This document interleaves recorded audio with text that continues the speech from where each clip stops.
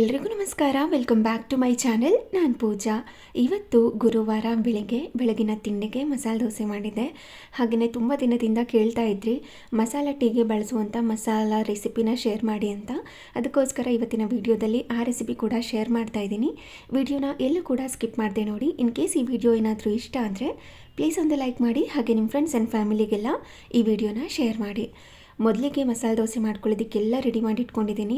ಹಾಗೆ ಪಲ್ಯ ಮಾಡ್ಕೊಳ್ಳೋದಕ್ಕೆ, ನಾರ್ಮಲ್ ಚಟ್ನಿ ಮಾಡ್ಕೊಳ್ಳೋದಕ್ಕೆ, ಕೆಂಪು ಚಟ್ನಿ ಮಾಡ್ಕೊಳ್ಳೋದಕ್ಕೆ ಅಂತ ಒಂದು 10 ನಿಮಿಷಗಳ ಕಾಲ ಬಿಸಿ ನೀರಲ್ಲಿ ಬ್ಯಾಡಗೆ ಮೆಣಸಿನ್ಕಾಯಿ ಹಾಗೆ ಗುಂಟೂರು ಮೆಣಸಿನ್ಕಾಯಿ ಎರಡನ್ನೂ ಕೂಡ ನೆನೆ ಹಾಕ್ಕೊಂಡಿದ್ದೆ. ಅದನ್ನು ಸ್ವಲ್ಪ ನೀರನ್ನೆಲ್ಲ ತೆಗೆದು ಈ ರೀತಿ ಒಂದು ಮಿಕ್ಸಿ ಜಾರ್ಗೆ ಸೇರಿಸ್ಕೋಬೇಕು. ಕ್ವಾಂಟಿಟಿ ಜಾಸ್ತಿ ಬೇಕು ಅಂತ ಅಂದರೆ ನೀವು ಜಾಸ್ತಿ ಕೂಡ ಮಾಡ್ಕೋಬೋದು. ನಾನಿಲ್ಲಿ ಒನ್ ಟೈಮ್ಗೆ ಆಗೋಷ್ಟು ಮಾತ್ರ ಮಾಡ್ಕೋತಾ ಇದ್ದೀನಿ. ಒಂದು 10ರಿಂದ 12 ಎಷ್ಟಲಷ್ಟು ಬೆಳ್ಳುಳ್ಳಿನ ಸಿಪ್ಪೆ ತೆಗೆದು ಸೇರಿಸಿ, ಸ್ವಲ್ಪ ಈರುಳ್ಳಿನೂ ಕೂಡ ಕಟ್ ಮಾಡಿ ಸೇರಿಸ್ಕೊಂಡಿದ್ದೀನಿ. ಹಾಗೆ ಸ್ವಲ್ಪ ಕರಿಬೇವಿನ ಸೊಪ್ಪು ಹಾಗೆ 1 ಸ್ಪೂನಷ್ಟು ಜೀರಿಗೆನ ಹಾಕಿ ರುಚಿಗೆ ತಕ್ಕಷ್ಟು ಉಪ್ಪನ್ನು ಸೇರಿಸ್ಕೊಳ್ಳೋದು. ಬೇಕು ಅಂದರೆ ಇದಕ್ಕೆ ಕಡಲೆ ಕೂಡ ಹಾಕ್ಕೋಬೋದು. ನೀವು ಕೆಂಪು ಚಟ್ನಿ ಕ್ವಾಂಟಿಟಿ ಜಾಸ್ತಿ ಮಾಡ್ಕೋಬೇಕು ಅಂದರೆ, ಇಲ್ಲ ಮಸಾಲೆ ಥರನೇ ಇರಲಿ ಅಂತ ಅಂದರೆ ಇದೇ ರೀತಿ ಮಾಡಿಕೊಂಡ್ರೆ ತುಂಬ ಚೆನ್ನಾಗಿರುತ್ತೆ. ನೀವು ಸ್ವಲ್ಪ ಖಾರ ಕಡಿಮೆ ಆಗಲಿ ಅಂತ ಅಂದರೆ ಕಡಲೆನ ಹಾಕಿ ರುಬ್ಕೋಬೋದು. ಇನ್ ಕೇಸ್ ಈ ರೀತಿ ಮಸಾಲೆ ಮಾಡಿದಾಗ ಖಾರ ಜಾಸ್ತಿ ಆಗಿಬಿಟ್ಟಿರುತ್ತೆ, ಕೆಲವ್ರಿಗೆ ಇಷ್ಟ ಆಗಿರಲ್ಲ ಅಲ್ವಾ, ಆವಾಗ ಸ್ವಲ್ಪ ಕಡಲೆನ ಹಾಕಿ ರುಬ್ಕೊಂಡ್ರೆ ಖಾರ ಸ್ವಲ್ಪ ಕಡಿಮೆ ಆಗುತ್ತೆ. ಇವಾಗ ಮಸಾಲೆ ದೋಸೆಗೆ ಬಳಸುವಂಥ ಕೆಂಪು ಚಟ್ನಿ ರೆಡಿಯಾಗಿದೆ. ಇವಾಗ ನಾರ್ಮಲ್ ಚಟ್ನಿನ ಮಾಡ್ಕೋತಾ ಇದ್ದೀನಿ, ಅಂದರೆ ಕಡಲೆ ಚಟ್ನಿ ಮಾಡ್ಕೊಳ್ಳೋದಕ್ಕೆ ಕಡಲೆ ಸ್ವಲ್ಪ ಜಾಸ್ತಿನೇ ಹಾಕ್ಕೋಬೇಕು. ಬೇಕು ಅಂದರೆ ತೆಂಗಿನಕಾಯಿನ ಹಾಕ್ಕೋಬೋದು, ಇಲ್ಲಾಂದರೆ ಸ್ಕಿಪ್ ಮಾಡ್ಕೋಬೋದು. ನಾನಿಲ್ಲಿ ಸ್ವಲ್ಪ ತೆಂಗಿನಕಾಯಿನ ಹಾಕಿ 4 ಎಷ್ಟಲಷ್ಟು ಬೆಳ್ಳುಳ್ಳಿನ ಸೇರಿಸ್ಕೊಂಡಿದ್ದೀನಿ. ಹಾಗೆ ಖಾರಕ್ಕೆ ತಕ್ಕಂತೆ ಹಸಿಮೆಣಸಿನ್ಕಾಯಿ ಮತ್ತು ಇದಕ್ಕೆ ಕೊತ್ತಂಬರಿ ಸೊಪ್ಪು ಹಾಗೆಯೇ ಕರಿಬೇವಿನ ಸೊಪ್ಪನ್ನು ಕೂಡ ಸೇರಿಸ್ಕೊತಾ ಇದ್ದೀನಿ. ಬೇಕು ಅಂದರೆ ಪುದೀನ ಸೊಪ್ಪನ್ನು ಹಾಕ್ಕೋಬೋದು, ಇಲ್ಲಾಂದರೆ ಸ್ಕಿಪ್ ಮಾಡ್ಕೋಬೋದು. ಕೆಲವ್ರಿಗೆ ಆ ಫ್ಲೇವರ್ ಇಷ್ಟ ಆಗಲ್ಲ, ಅದಕ್ಕೋಸ್ಕರ ಹಾಕ್ಕೊಂಡಿಲ್ಲ ಅಷ್ಟೇ. ಹಾಗೆ ಇದಕ್ಕೆ ಹುಣಸೆ ಹಣ್ಣನ್ನು ಕೂಡ ಸೇರಿಸ್ಕೊಂಡಿದ್ದೀನಿ. ಅದಾದ ನಂತರ ರುಚಿಗೆ ತಕ್ಕಷ್ಟು ಉಪ್ಪು, ಇಷ್ಟು ಮಾತ್ರ ಹಾಕಿ ಇದನ್ನು ಸ್ವಲ್ಪನೇ ನೀರನ್ನು ಸೇರಿಸ್ಕೊಂಡು ಗ್ರೈಂಡ್ ಮಾಡ್ಕೊಳ್ಳೋದು. ನಾನಿವತ್ತು ಈ ಚಟ್ನಿಗೆ ಒಗ್ಗರಣೆ ಏನು ಕೊಟ್ಕೋತಾ ಇಲ್ಲ, ಹಾಗೆಯೇ ಬಳಸ್ಕೊಳ್ಳೋದು. ನಾರ್ಮಲ್ ಆಗಿ ಒಗ್ಗರಣೆ ಎಲ್ಲ ಕೊಡೋದಿಲ್ಲ ನಮ್ಮ ಮನೆಯಲ್ಲಿ ಚಟ್ನಿಗಳಿಗೆ. ಇವತ್ತು ಕೂಡ ಹಾಕ್ಕೊಂಡಿಲ್ಲ, ಕೆಲವೊಂದು ಸಾರಿ ಒಗ್ಗರಣೆ ಹಾಕ್ಕೊಂಡಿರ್ತೀನಿ ಅಷ್ಟೇ. ಇದನ್ನೆಲ್ಲ ರೆಡಿ ಮಾಡಿಕೊಂಡು ರುಬ್ಕೊಳ್ಳೋದಕ್ಕಿಂತ ಮುಂಚೆನೇ ಆಲೂಗಡ್ಡೆನ ಬೇಯೋದಕ್ಕೆ ಇಟ್ಕೊಂಡಿದ್ದೆ. ಅದು ಕೂಡ ಬೆಂದಿರುತ್ತೆ, ಪ್ರೆಷರ್ ಕೂಡ ಇಳ್ದಿರುತ್ತೆ, ಹಾಗೆ ನೀರು ಕೂಡ ಕೂಲ್ ಆಗಿರುತ್ತೆ.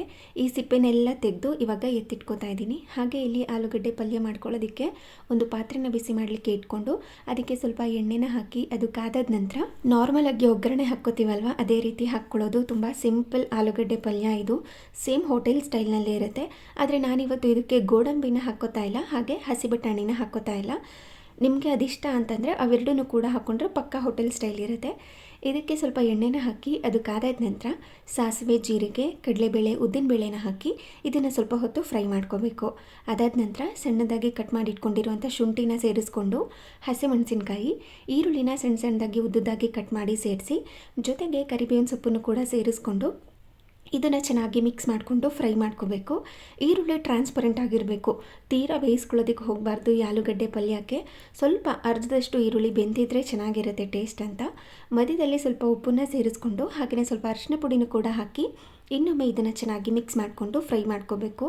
ಈ ಅರಿಶಿನ ಪುಡಿ ಹಾಕಿದ ಮೇಲೆ ಅದ್ರ ಹಸಿ ವಾಸನೆ ಎಲ್ಲ ಹೋಗಿರುತ್ತಲ್ವ, ಅಲ್ಲಿ ತನಕ ಅದನ್ನು ಫ್ರೈ ಮಾಡಿಕೊಂಡು ಈ ಸಿಪ್ಪೆ ತೆಗೆದಿಟ್ಕೊಂಡಿರುವಂಥ ಆಲೂಗಡ್ಡೆನ ಇದರೊಳಗಡೆ ಮ್ಯಾಶ್ ಮಾಡಿಕೊಂಡು ಸೇರಿಸ್ಕೊತಾ ಇದ್ದೀನಿ. ಕೆಲವ್ರಿಗೆ ಆಲೂಗಡ್ಡೆ ಪಲ್ಯ ಮಧ್ಯದಲ್ಲಿ ಒಂದೊಂದು ಗಂಟು ಥರ ಸಿಗ್ತಾ ಇದ್ದರೆ, ಅಂದರೆ ಪೂರ್ತಿ ಮ್ಯಾಶ್ ಆಗಿರಬಾರ್ದು, ಆ ಥರ ಇಷ್ಟ ಆಗಿರುತ್ತೆ. ಆದರೆ ನಮ್ಮ ಮನೆಯಲ್ಲಿ ಫುಲ್ ಪೇಸ್ಟ್ ರೀತಿ ಆಗಬೇಕು, ಆ ಥರ ಇಷ್ಟ. ಹಾಗಾಗಿ ಸ್ವಲ್ಪ ಈ ರೀತಿ ಕೈಯಿಂದನೇ ಕ್ರಷ್ ಮಾಡಿ ಇಟ್ಕೊಂಡಿದ್ದೀನಿ, ಅಂದರೆ ಮ್ಯಾಶ್ ಮಾಡಿ ಸೇರಿಸ್ಕೊಂಡಿದ್ದೀನಿ. ಹಾಗೆ ಇನ್ನೂ ಒಂದು ಸರಿ ಮ್ಯಾಶರಿಂದ ಕೂಡ ಚೆನ್ನಾಗಿ ಮ್ಯಾಶ್ ಮಾಡ್ಕೊತಾ ಇದ್ದೀನಿ, ಒಂದು ಗಂಟು ಯಾವುದೂ ಇರಬಾರ್ದು ಅಂತ. ಅದನ್ನು ಮ್ಯಾಶ್ ಮಾಡ್ಕೊಂಡಿದ್ದ ನಂತರ ಕೊನೆಯಲ್ಲಿ ಇದಕ್ಕೆ ಸ್ವಲ್ಪ ನಿಂಬೆಹಣ್ಣಿನ ರಸ, ಸಣ್ಣದಾಗಿ ಕಟ್ ಮಾಡಿ ಇಟ್ಕೊಂಡಿರುವಂಥ ಕೊತ್ತಂಬರಿ ಸೊಪ್ಪು, ಕೊನೆಯಲ್ಲಿ ರುಚಿಗೆ ತಕ್ಕಷ್ಟು ಉಪ್ಪನ್ನು ಸೇರಿಸಿ ಚೆನ್ನಾಗಿ ಮಿಕ್ಸ್ ಮಾಡಿಕೊಂಡ್ರೆ ಈ ಮಸಾಲೆ ದೋಸೆಗೆ ಹೋಟೆಲ್ಗಳಲ್ಲಿ ಕೊಡ್ತಾರಲ್ವ ಆಲೂಗಡ್ಡೆ ಪಲ್ಯ, ಸೇಮ್ ಅದೇ ರೀತಿ ಇರುತ್ತೆ. ಮನೆಯಲ್ಲಿ ಸಿಂಪಲ್ಲಾಗಿ ಮಾಡ್ಕೋಬೋದು. ನಾನು ಮೊದಲೇ ಹೇಳಿದಾಗೆ ಬೇಕು ಅಂದರೆ ಗೋಡಂಬಿ, ಹಸಿ ಬಟಾಣಿ ಕೂಡ ಹಾಕ್ಕೋಬೋದು. ಇವಾಗ ಪಲ್ಯ ಕೂಡ ರೆಡಿ ಆಯಿತು, ಕೆಂಪು ಚಟ್ನಿ ಕೂಡ ರೆಡಿ ಆಯಿತು, ಇನ್ನು ನಾರ್ಮಲ್ ಚಟ್ನಿ ಕೂಡ ರೆಡಿ ಆಯಿತು. ಇವಾಗ ದೋಸೆನ ಹಾಕ್ಕೋತಾ ಇದ್ದೀನಿ. ಹೆಂಚನ್ನ ಚೆನ್ನಾಗಿ ಕಾಯಲಿಕ್ಕೆ ಇಟ್ಕೊಂಡು ಅದಕ್ಕೆ ನೀರನ್ನು ಚಿಮುಕಿಸಿ ಅದನ್ನು ಬಟ್ಟೆಯಿಂದ ಚೆನ್ನಾಗಿ ಒರೆಸ್ಕೋಬೇಕು. ಅದಾದಮೇಲೆ ಇನ್ನೊಂದು ಸ್ವಲ್ಪ ಆಯಿಲ್ನ ಹಾಕಿ ಚೆನ್ನಾಗಿ ಗ್ರೀಸ್ ಮಾಡಿಕೊಂಡು ಮತ್ತೆ ತವ ಏನಾದ್ರೂ ಜಾಸ್ತಿ ಕಾದಿತ್ತು ಅಂದರೆ ಮತ್ತೆ ನೀರನ್ನು ಚಿಮುಕಿಸ್ಕೊಂಡು ಅದಾದ ನಂತರ ದೋಸೆ ಹಿಟ್ಟನ್ನು ಹಾಕಿ ಈ ರೀತಿ ತೆಳುವಾಗಿ ಹರಡಿಸ್ಕೋಬೇಕು. ಅದಾದಮೇಲೆ ಅದ್ರ ಮೇಲೆ ಸ್ವಲ್ಪ ಎಣ್ಣೆ ಅಥವಾ ತುಪ್ಪ ಬೆಣ್ಣೆ ಏನಾದ್ರೂ ಹಾಕಿ ಒಂದು ಲಿಡ್ಡನ್ನ ಕ್ಲೋಸ್ ಮಾಡಿ ಈ ರೀತಿ ರೋಸ್ಟ್ ಆಗೋ ತನಕ ಲೋ ಫ್ಲೇಮ್ ಟು ಮೀಡಿಯಂ ಫ್ಲೇಮ್ನಲ್ಲೇ ಇಟ್ಕೊಂಡು ರೋಸ್ಟ್ ಮಾಡ್ಕೋಬೇಕು. ಅದಾದಮೇಲೆ ಈ ರೆಡಿ ಮಾಡಿ ಇಟ್ಕೊಂಡಿರುವಂಥ ಕೆಂಪು ಚಟ್ನಿನ ಹಾಕಿ ಮತ್ತು ಇದನ್ನು ಈ ರೀತಿ ಸ್ಪ್ರೆಡ್ ಮಾಡ್ಕೋಬೇಕು. ನಿಮಗೆ ಮಸಾಲೆ ಜಾಸ್ತಿ ಬೇಕು ಅಂತಂದರೆ ಕೆಂಪು ಚಟ್ನಿನ ಜಾಸ್ತಿ ಹಾಕ್ಕೋಬೋದು. ಮೀಡಿಯಮ್ ಆಗಿರಬೇಕು ಅಂದರೆ 1 ಸ್ಪೂನಷ್ಟು ಹಾಕಿ ಈ ರೀತಿ ನೀಟಾಗಿ ಸ್ಪ್ರೆಡ್ ಮಾಡಿಕೊಂಡು ಅದ್ರ ಮೇಲೆ ಮಧ್ಯದಲ್ಲಿ ಅಂದರೆ ದೋಸೆ ಮಧ್ಯದಲ್ಲಿ ಈ ಆಲೂಗಡ್ಡೆ ಪಲ್ಯನ ಹಾಕಿ ಈ ರೀತಿ ರೋಲ್ ಮಾಡಿಕೊಂಡ್ರೆ ಟೇಸ್ಟಿ ಆಗಿರುವಂಥ ಮಸಾಲೆ ದೋಸೆ ರೆಡಿಯಾಗಿರುತ್ತೆ. ಇದು ನಾರ್ಮಲ್ ಎಣ್ಣೆ ಹಾಕಿ ಮಾಡಿಟ್ಕೊಂಡಿರುವಂಥ ಮಸಾಲೆ ದೋಸೆ. ನೆಕ್ಸ್ಟ್ ನಾನು ಬೆಣ್ಣೆ ಹಾಕಿ ಮಾಡುವಂಥ ಮಸಾಲೆ ದೋಸೆ ಕೂಡ ತೋರಿಸ್ತೀನಿ. ನೋಡಿ ಎಷ್ಟು ಚೆನ್ನಾಗಿ ಕಾಣಿಸ್ತಾ ಇದೆ. ಕಲರ್ ಕೂಡ ದೋಸೆ ಹಿಟ್ಟು ಅಷ್ಟೇನು ಉಬ್ಬಿ ಬಂದಿರಲಿಲ್ಲ, ಅಂದರೆ ಫರ್ಮೆಂಟೇಷನ್ ನೀಟಾಗಿ ಆಗಿರಲಿಲ್ಲ. ಅದಕ್ಕೆ ಸ್ವಲ್ಪ ಅಡುಗೆ ಸೋಡಾನ ಹಾಕಿ ಇವತ್ತು ಬೆಳಗ್ಗೆ ಬ್ರೇಕ್ಫಾಸ್ಟ್ನ ಮಾಡಿದೆ. ನಾರ್ಮಲಾಗಿ ಅಡುಗೆ ಸೋಡಾ ಎಲ್ಲ ಬಳಸ್ಕೊಳ್ಳೋದಿಲ್ಲ. ಇವತ್ತು ಹಿಟ್ಟು ಫರ್ಮೆಂಟೇಷನ್ ಆಗಿರಲಿಲ್ಲ ಅಲ್ವಾ, ನೆನ್ನೆ ಲೇಟಾಗಿ ರುಬ್ಬಿದ್ದೆ ಅಲ್ವಾ, ಅದಕ್ಕೋಸ್ಕರ ಈ ರೀತಿ ಆಗಿತ್ತು. ಅದಕ್ಕೆ ಅಡುಗೆ ಸೋಡಾನ ಹಾಕ್ಕೊಂಡಿದ್ದೀನಿ ಅಷ್ಟೇ. ನೀಟಾಗಿ ಫರ್ಮೆಂಟೇಷನ್ ಆಗಿದ್ದರೆ ಅಡುಗೆ ಸೋಡಾನ ಹಾಕ್ಕೊಳ್ಳೋ ಅಗತ್ಯನೇ ಇರೋದಿಲ್ಲ. ಮತ್ತು ದೋಸೆನ ಹಾಕಿ ಅದ್ರ ಮೇಲೆ ಬೆಣ್ಣೆನ ಹಾಕಿ ಚೆನ್ನಾಗಿ ಈ ರೀತಿ ಈ ರೋಸ್ಟ್ ಎಲ್ಲ ಆಗುತ್ತಲ್ವ ಆ ಸೈಡ್ ಸ್ವಲ್ಪ ಜಾಸ್ತಿನೇ ಹಾಕ್ಕೋಬೇಕು. ಆವಾಗ ಒಳ್ಳೆ ಕಲರ್ ಬರುತ್ತೆ. ಬೆಣ್ಣೆ ಬದಲಾಗಿ ನೀವು ತುಪ್ಪ ಕೂಡ ಸೇರಿಸ್ಕೋಬೋದು. ಮತ್ತು ಅದಕ್ಕೆ ಕೆಂಪು ಚಟ್ನಿನ ಹಾಕಿ ಚೆನ್ನಾಗಿ ಸ್ಪ್ರೆಡ್ ಮಾಡಿಕೊಂಡು, ಅಂದರೆ ಮಸಾಲ ಚಟ್ನಿನ ಹಾಕಿ ಸ್ಪ್ರೆಡ್ ಮಾಡಿ ಮಧ್ಯದಲ್ಲಿ ಆಲೂಗಡ್ಡೆ ಪಲ್ಯನ ಹಾಕಿ ಮತ್ತೆ ಇದನ್ನು ಈ ರೀತಿ ರೋಲ್ ಮಾಡಿಕೊಂಡು ದೋಸೆನ ರೆಡಿ ಮಾಡ್ಕೋತಾ ಇದ್ದೀನಿ. ನಾನು ಮೊದಲು ಮಾಡಿದ್ದೆ ಅಲ್ವಾ, ಅದು ಫಸ್ಟ್ ದೋಸೆ, ಅದಕ್ಕೋಸ್ಕರ ಅದು ಸ್ವಲ್ಪ ಕಿತ್ತೋಗೋ ಥರ ಆಗಿತ್ತು. ಇನ್ನು ನೆಕ್ಸ್ಟ್ ದೋಸೆಗಳೆಲ್ಲ ತುಂಬ ಚೆನ್ನಾಗೇ ಬರುತ್ತೆ. ನಿಮಗೂ ಗೊತ್ತಿರುತ್ತೆ ಫಸ್ಟ್ ದೋಸೆ ಯಾವಾಗಲೂ ಸ್ವಲ್ಪ ಹೆಚ್ಚು ಕಡಿಮೆ ಆಗ್ತಾನೆ ಇರುತ್ತೆ ಅಂತ. ಇದು ನೆಕ್ಸ್ಟ್ ದೋಸೆ ನೋಡ್ತಿದ್ದೀರಾ ಅಲ್ವಾ, ಒಳ್ಳೆ ಕಲರ್ ಬಂದಿದೆ. ಹಾಗೆ ಟೇಸ್ಟ್ ಕೂಡ ತುಂಬಾ ಚೆನ್ನಾಗಿತ್ತು. ಒಮ್ಮೆ ನಿಮ್ಮ ಮನೆಯಲ್ಲೂ ಕೂಡ ಟ್ರೈ ಮಾಡಿ. ದೋಸೆ ಅಳತೆ ಅಂದರೆ ದೋಸೆ ಹಿಟ್ಟಿಗೆ ಏನೇನು ಹಾಕಿ ರುಬ್ಕೊಂಡಿದ್ದೀನಿ ಅಂತ ಫಸ್ಟ್ ಕಮೆಂಟಲ್ಲಿ ಪಿನ್ ಮಾಡಿರ್ತೀನಿ, ಚೆಕ್ ಮಾಡ್ಕೊಳ್ಳಿ. ಇನ್ನು ಮಸಾಲ ಟೀಗೆ ಬಳಸುವಂಥ ಮಸಾಲ ರೆಸಿಪಿ ಶೇರ್ ಮಾಡಿ ಅಂತ ಕೂಡ ಹೇಳಿದ್ರಿ. ನಾನು ಇವತ್ತು ರೆಡಿ ಮಾಡ್ಕೋತಾ ಇದ್ದೆ, ಖಾಲಿ ಕೂಡ ಆಗಿತ್ತಲ್ವ, ಅದಕ್ಕೆ ಶೇರ್ ಮಾಡ್ತಾಯಿದ್ದೀನಿ ಈ ರೆಸಿಪಿನ. ಇದಕ್ಕೆ ಒಂದು ಪ್ಯಾನ್ನ ಬಿಸಿ ಮಾಡಲಿಕ್ಕೆ ಇಟ್ಕೊಂಡು ಮೊದಲು ಅದಕ್ಕೆ ಈ ತುಳಸಿ ಎಲೆಗಳು ಬರುತ್ತಲ್ವ, ಅದನ್ನು ಒಂದು 20ರಿಂದ 30 ಅಥವಾ 40 ಎಷ್ಟು ಹಾಕ್ಕೊಂಡ್ರೂ ಕೂಡ ಚೆನ್ನಾಗೇ ಬರುತ್ತೆ.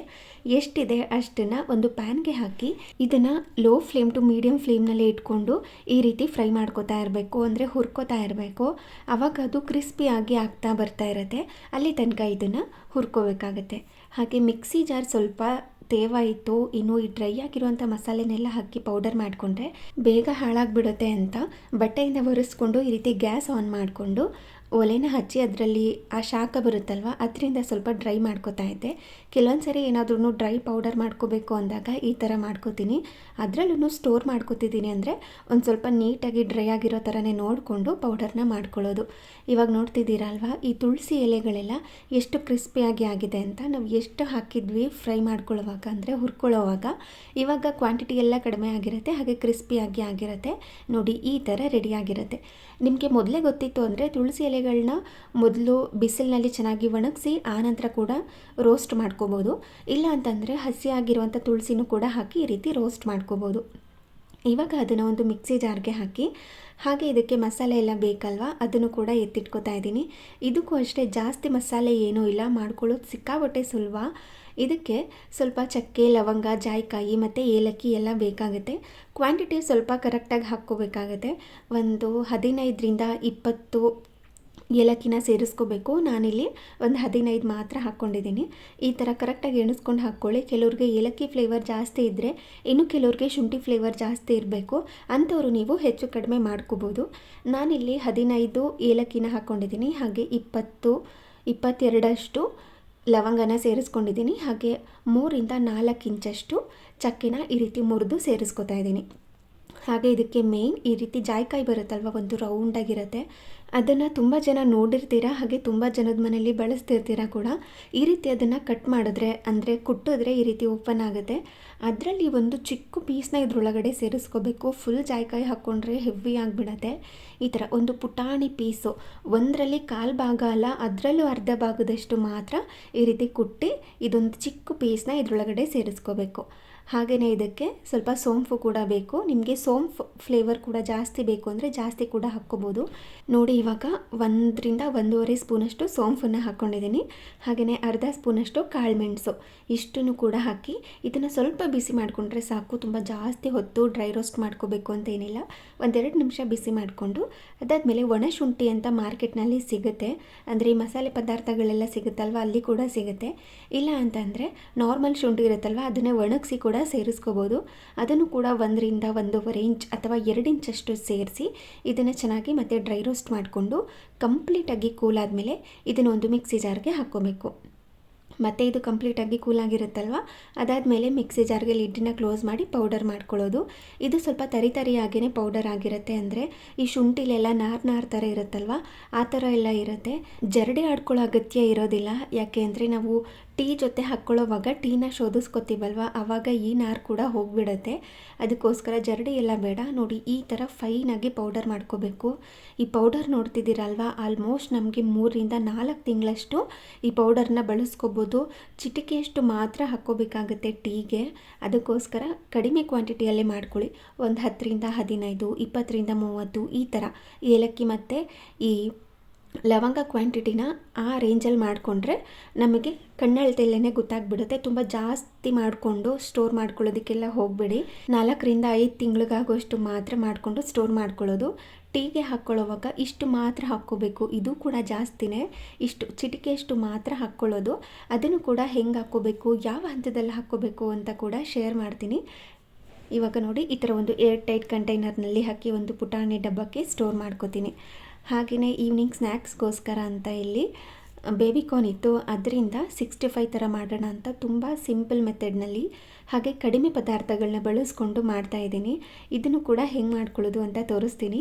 ಸೈಡಲ್ಲಿ ಟೀ ಮಾಡ್ಕೊಳ್ಳೋದಕ್ಕೆ ಇಟ್ಕೊಂಡಿದ್ದೀನಿ. ನೀರನ್ನು ಕಾಯಲಿಕ್ಕೆ ಇಟ್ಕೊಂಡು ಟೀ ಪುಡಿನ ಹಾಕಿ ಕುದಿಸ್ಕೊತಾ ಇರೋದು. ನಾರ್ಮಲ್ ಟೀ ಮಾಡ್ತೀವಲ್ವ ಅದೇ ರೀತಿಯೇ, ಬೇರೆ ಏನೂ ಡಿಫ್ರೆನ್ಸ್ ಇರೋದಿಲ್ಲ. ಇನ್ನು ಈ ಸ್ನ್ಯಾಕ್ಸ್ ಮಾಡ್ಕೊಳ್ಳೋದಕ್ಕೆ ಅಂತ ಒಂದು ಚಿಕ್ಕ ಐಯನ್ ಕಡಾಯಿನ ಇಟ್ಕೊಂಡು ಅದಕ್ಕೆ ಎಣ್ಣೆನ ಹಾಕಿ ಕಾಯಲಿಕ್ಕೆ ಇಟ್ಕೊಂಡು ಅದು ಕಾಯೋ ಅಷ್ಟರಲ್ಲಿ ಇಲ್ಲಿ ಬೇಬಿಕಾರ್ನ್ ಕೂಡ ಸಣ್ಣದಾಗಿ ಉದ್ದುದಾಗಿ ಕಟ್ ಮಾಡ್ಕೊತಾ ಇದ್ದೀನಿ. ಅಂದರೆ ಮಧ್ಯಕ್ಕೆ ಒಂದು ಪೀಸ್ ಮಾಡಿ ಮತ್ತು ಅದನ್ನು ಇನ್ನೊಂದು ಪೀಸ್ ಮಾಡ್ಕೊಳ್ಳೋದು. ಆವಾಗ ನಾರ್ಮಲ್ ನಾವು ಫ್ರೆಂಚ್ ಫ್ರೈಸ್ಗೆ ಕಟ್ ಮಾಡ್ಕೋತೀವಲ್ವ ಆಲೂಗಡ್ಡೆ, ಅದೇ ರೀತಿಯೇ ಬರುತ್ತೆ. ತುಂಬ ಟೇಸ್ಟಿಯಾಗಿರುತ್ತೆ. ಕಡಿಮೆ ಪದಾರ್ಥಗಳನ್ನ ಹಾಕಿ ಮಾಡ್ಕೊಳ್ಳುವಂಥದ್ದು. ಒಮ್ಮೆ ನಿಮ್ಮ ಮನೆಯಲ್ಲಿ ಟ್ರೈ ಮಾಡಿ. ಇವಾಗ ಒಂದು ಚಿಕ್ಕ ಮಿಕ್ಸಿಂಗ್ ಬೌಲ್ಗೆ ಸ್ವಲ್ಪ ಮೈದಾ ಹಿಟ್ಟು, ಸ್ವಲ್ಪ ಕಾರ್ನ್ಫ್ಲೋರ್ನ ಹಾಕೋತಾ ಇದ್ದೀನಿ. ಇವೆರಡರ ಬದಲಾಗಿ ಅಂದರೆ ಮೈದಾ ಹಿಟ್ಟು ಕಾರ್ನ್ಫ್ಲೋರ್ ಬದಲಾಗಿ ನೀವು ಹೆಲ್ದಿಯಾಗಿ ಮಾಡ್ಕೋಬೇಕು ಅಂತ ಅಂದರೆ ಕಡಲೆ ಹಿಟ್ಟು, ಅದಕ್ಕೆ ಸ್ವಲ್ಪ ಅಕ್ಕಿ ಹಿಟ್ಟನ್ನು ಹಾಕಿ ಮಾಡ್ಕೋಬೋದು. ನಾನಿಲ್ಲಿ ಮೈದಾ ಹಿಟ್ಟು ಮತ್ತು ಕಾರ್ನ್ಫ್ಲೋರ್ನ ತೊಗೊಂಡಿದ್ದೀನಿ. ಅದಕ್ಕೇ ಸ್ವಲ್ಪ ಅಚ್ಕಾರದ ಪುಡಿ, ಖಾರಕ್ಕೆ ತಕ್ಕಷ್ಟು, ಸ್ವಲ್ಪ ಶುಂಠಿ ಬೆಳ್ಳುಳ್ಳಿ ಪೇಸ್ಟು, ಹಾಗೆ ರುಚಿಗೆ ತಕ್ಕಷ್ಟು ಉಪ್ಪು, ಇಷ್ಟು ಮಾತ್ರ ಹಾಕಿ ಅದನ್ನು ಒಮ್ಮೆ ಡ್ರೈ ಮಿಕ್ಸ್ನ ಮಾಡಿಕೊಂಡು ಆನಂತರ ಸ್ವಲ್ಪನೇ ನೀರನ್ನು ಸೇರಿಸ್ಕೊಳ್ತಾ ಇದನ್ನು ಗಟ್ಟಿಯಾಗೇ ಕಲಿಸ್ಕೋಬೇಕು. ಅಂದರೆ ತೀರಾ ಗಟ್ಟಿಯಾಗಿ ಅಲ್ಲ, ದೋಸೆ ಹಿಟ್ಟು ಮತ್ತು ಇಡ್ಲಿ ಹಿಟ್ಟು ಇರುತ್ತಲ್ವ ಆ ಥರ, ಬಜ್ಜಿ ಹಿಟ್ಟು ಕೂಡ ಇರುತ್ತಲ್ವ ಅದೇ ರೀತಿ ಕಲಿಸ್ಕೊಳ್ಳೋದು. ಇದನ್ನು 1 ಗಂಟೆಲ್ದಂಗೆ ಕಲಿಸ್ಕೊಂಡಿದ ನಂತರ ಈ ಬೇಬಿಕಾರ್ನ್ನ ಕಟ್ ಮಾಡಿ ಇಟ್ಕೊಂಡಿದ್ವಲ್ವ ಅದನ್ನು ಇದರೊಳಗಡೆ ಸೇರಿಸ್ಕೊಳ್ಳೋದು. ಸೇರಿಸಿ ಚೆನ್ನಾಗಿ ಮಿಕ್ಸ್ ಮಾಡ್ಕೊಳ್ಳೋದು ಅಷ್ಟೇ. ಈ ಸ್ನ್ಯಾಕ್ಸ್ ಅಂತೂ ಕಾಫಿ ಜೊತೆ, ಟೀ ಜೊತೆ, ಈವ್ನಿಂಗ್ ಟೈಮ್ನಲ್ಲಂತೂ ತುಂಬ ಚೆನ್ನಾಗಿರುತ್ತೆ. ಹಾಗೆ ನಿನ್ನೆ ವಿಶಾಲ್ ಮಾರ್ಟಿಂದೆಲ್ಲ ತೊಗೊಂಡು ಬಂದಿದ್ದೆ ಅಲ್ವಾ, ಅದ್ರ ಸ್ಟಿಕ್ಕರ್ಸ್ನೆಲ್ಲ ತೆಗೆದು ಚೆನ್ನಾಗಿ ಒಮ್ಮೆ ವಾಶ್ ಮಾಡಿಕೊಂಡು ನೀರನ್ನೆಲ್ಲ ಸೋರೋದಕ್ಕೆ ಇಟ್ಕೊಂಡಿದ್ದೆ. ಇವಾಗ ಇದನ್ನು ಕಲಸಿದ ಮೇಲೆ ಎಣ್ಣೆನೂ ಕೂಡ ಕಾದಿರುತ್ತೆ. ನಾವು ಇದನ್ನೆಲ್ಲ ರೆಡಿ ಮಾಡ್ಕೊಳ್ಳೋ ಅಷ್ಟರಲ್ಲಿ ಒಂದೊಂದೇ ಪೀಸ್ ಏನಿದೆ ಅದನ್ನು ತೆಗೆದು ಎಣ್ಣೆಯಲ್ಲಿ ಹಾಕಿ ಇದನ್ನು ಮೀಡಿಯಮ್ ಫ್ಲೇಮ್ನಲ್ಲಿ ಇಟ್ಕೊಂಡು ಫ್ರೈ ಮಾಡ್ಕೋಬೇಕು. ಆವಾಗ ಕ್ರಿಸ್ಪಿಯಾಗೂ ಕೂಡ ಬರುತ್ತೆ, ಬೇಗ ಕೂಡ ಬೇಯುತ್ತೆ. ನೀವು ಜಾಸ್ತಿ ಹೈ ಫ್ಲೇಮ್ನಲ್ಲಿ ಇಟ್ಕೊಂಡು ಫ್ರೈ ಮಾಡಿಕೊಂಡ್ರೆ ಬೇಗ ಕೆಂಪಗಾಗ್ಬಿಡುತ್ತೆ, ಕ್ರಿಸ್ಪಿಯಾಗಿ ಆಗಿರೋದಿಲ್ಲ. ಇನ್ನು ಲೋ ಫ್ಲೇಮ್ನಲ್ಲಿ ಇಟ್ಕೊಂಡು ಬೇಯಿಸ್ಕೊಂಡ್ರೆ ಎಣ್ಣೆನ ಜಾಸ್ತಿ ಹೀರ್ಕೊಂಡ್ಬಿಡುತ್ತೆ, ಹಾಗೆ ಬೇಗ ಕೂಡ ಬೇಯೋದಿಲ್ಲ ಅಂತ ಮೀಡಿಯಮ್ ಫ್ಲೇಮ್ನಲ್ಲಿ ಇಟ್ಕೊಂಡು ಅದನ್ನು ಫ್ರೈ ಮಾಡ್ಕೊಳ್ಳಿ. ಹಾಗೆ ಹಾಲನ್ನು ಕೂಡ ಹಾಕಿ ಇನ್ನೂ ಕುದಿಲಿಕ್ಕೆ ಇಟ್ಕೊಂಡಿದ್ದೀನಿ. ಒಂದು ಸೈಡಲ್ಲಿ ಟೀ ಆಗೋ ಅಷ್ಟರಲ್ಲಿ ಸ್ನ್ಯಾಕ್ಸ್ ಕೂಡ ರೆಡಿ ಮಾಡ್ಕೊಂಡ್ಬಿಡ್ಬೋದು. ಅಷ್ಟು ಈಸಿಯಾಗಿರೋಂಥ ಸ್ನ್ಯಾಕ್ಸ್ ಇದು. ಈ ಥರ ಸ್ನ್ಯಾಕ್ಸ್ ನಮ್ಮ ಮನೆಯಲ್ಲಿ ಎಲ್ಲರಿಗೂ ಕೂಡ ಇಷ್ಟ ಆಗುತ್ತೆ. ಇವತ್ತು ಮಾಡಿರೋಂಥ ಸ್ನ್ಯಾಕ್ಸ್ ಕೂಡ ಇಷ್ಟ ಆಯಿತು. ಇವಾಗ ನೋಡ್ತಿದ್ದೀರಲ್ವ ಈ ಥರ ಕೆಂಪಗಾಗಿರುತ್ತಲ್ವ, ಅಲ್ಲಿ ತನಕ ಅದನ್ನು ಫ್ರೈ ಮಾಡಿಕೊಂಡು ಒಂದು ಟಿಶ್ಯೂ ಪೇಪರ್ ಮೇಲೆ ಹಾಕಿ ಎಕ್ಸ್ಟ್ರಾ ಎಣ್ಣೆ ಇರುತ್ತಲ್ವ ಅದನ್ನೆಲ್ಲ ತೆಕ್ಕೊಳ್ಳೋದಷ್ಟೇ. ಅಷ್ಟರಲ್ಲಿ ಟೀ ಕೂಡ ರೆಡಿಯಾಗಿರುತ್ತೆ. ಈ ಫ್ರೈ ಮಾಡ್ಕೊತಿದ್ದೀವಲ್ವ ಅದನ್ನು ಇನ್ನೊಂದು ಬ್ಯಾಚ್ ಫ್ರೈ ಮಾಡ್ಕೊಳ್ಳೋದಕ್ಕೆ ಹಾಕಿ ಈ ಮಸಾಲ ಪೌಡರ್ ರೆಡಿ ಮಾಡಿ ಇಟ್ಕೊಂಡಿದ್ದೀವಲ್ವ ಅದನ್ನು ಈ ಹಂತದಲ್ಲಿ ಹಾಕ್ಕೋಬೇಕು. ಆವಾಗಲೇ ಮಸಾಲೆ ಎಲ್ಲ ನೀಟಾಗಿ ಸ್ಪ್ರೆಡ್ ಆಗಿರುತ್ತೆ. ಅಂದರೆ ತುಂಬ ಜಾಸ್ತಿ ಮಸಾಲೆ ಥರನೂ ಅನಿಸೋದಿಲ್ಲ, ತೀರಾ ಕಡಿಮೆ ಮಸಾಲೆ ಥರನೂ ಅನಿಸೋದಿಲ್ಲ. ಮೀಡಿಯಮ್ ಆಗಿ ಮಸಾಲ ಟೀ ರೆಡಿ ಆಗಬೇಕು ಅಂದರೆ ಈ ಹಂತದಲ್ಲಿ ಟೀ ಮಸಾಲಾನ ಹಾಕ್ಕೋಬೇಕು. ತೋರಿಸ್ತೀನಿ ಎಷ್ಟು ಹಾಕ್ಕೋಬೇಕು ಅಂತ. ಆಲ್ರೆಡಿ ಬಾಕ್ಸ್ಗೆ ಹಾಕಿ ಸ್ಟೋರ್ ಮಾಡಿ ಇಟ್ಕೊಂಡಿದ್ದೀನಲ್ವ, ಅದನ್ನು ಬಳಸ್ಕೊತಾ ಇಲ್ಲ. ಈ ಮಿಕ್ಸಿ ಜಾರಲ್ಲಿ ಸ್ವಲ್ಪ ಇರುತ್ತಲ್ವ, ಅದನ್ನೇ ಈ ರೀತಿ ನೀಟಾಗಿ ಎಲ್ಲನೂ ಎತ್ತಿಟ್ಕೊಂಡು ಸೇರಿಸ್ಕೊತಾ ಇದ್ದೀನಿ. ನೋಡಿ, ಇಷ್ಟು ಮಾತ್ರ, 1/4 ಸ್ಪೂನ್ಗಿಂತ ಕಡಿಮೆ ಈ ಮಸಾಲ ಪುಡಿನ ಸೇರಿಸ್ಕೋಬೇಕು. ಇನ್ನು ಮಿಕ್ಸಿ ಪ್ಲೇಟಲ್ಲಿ ಇರುತ್ತಲ್ವ, ಅಂದರೆ ಮಿಕ್ಸಿ ಲಿಡ್ಡಲ್ಲಿ ಇರುತ್ತಲ್ವ, ಜಾರ್ ಲಿಡ್, ಅದರಲ್ಲಿ ಇರುವಂಥದ್ದು ಇನ್ನು 2 ದಿನಕ್ಕಾಗುತ್ತೆ ಅಷ್ಟು ಮಸಾಲ ಪುಡಿ ಇದರಲ್ಲಿ ಇರುವಂಥದ್ದು. ನಾನಿವತ್ತು 4 ಜನಕ್ಕೆ ಆಗುವಷ್ಟು ಟೀನ ಮಾಡ್ತಾಯಿದ್ದೀನಿ. ಇಷ್ಟು ಮಸಾಲ ಪುಡಿ ಸಾಕಾಗುತ್ತೆ. ಈ ರೀತಿ ಹಾಕಿ ಚೆನ್ನಾಗಿ ಮಿಕ್ಸ್ ಮಾಡಿಕೊಂಡು ನಾರ್ಮಲಾಗಿ ಟೀನ ಶೋಧಿಸ್ಕೊಂಡು ಈ ರೀತಿ ಸರ್ವ್ ಮಾಡ್ಕೊಳ್ಳೋದಷ್ಟೇ. ತುಂಬ ಫ್ಲೇವರ್ಫುಲ್ ಆಗಿರುತ್ತೆ, ಟೇಸ್ಟಿಯಾಗೂ ಕೂಡ ಇರುತ್ತೆ. ಶುಂಠಿ ಏಲಕ್ಕಿ ಹಾಕ್ಕೊಂಡಿರೋದ್ರಿಂದ ಆರೋಗ್ಯಕ್ಕೂ ಕೂಡ ತುಂಬಾ ಒಳ್ಳೆಯದು. ಈ ರೀತಿ ಒಮ್ಮೆ ಮಾಡಿ 6 ತಿಂಗಳ ತನಕ ಸ್ಟೋರ್ ಮಾಡ್ಕೋಬೋದು, ಬೇಕು ಅಂದಾಗ ಬಳಸ್ಕೋಬೋದು. ಇದಾಗಿತ್ತು ಇವತ್ತಿನ ವಿಡಿಯೋ. ಈ ವಿಡಿಯೋ ನಿಮಗೆ ಸ್ವಲ್ಪನಾದ್ರೂ ಇಷ್ಟ ಆಗಿದ್ರೆ, ಯೂಸ್ಫುಲ್ ಅನಿಸಿದ್ರೆ ಪ್ಲೀಸ್ ಒಂದು ಲೈಕ್ ಮಾಡಿ, ಹಾಗೆ ನಿಮ್ಮ ಫ್ರೆಂಡ್ಸ್ ಆ್ಯಂಡ್ ಫ್ಯಾಮಿಲಿಗೆಲ್ಲ ಶೇರ್ ಮಾಡಿ. Thank you.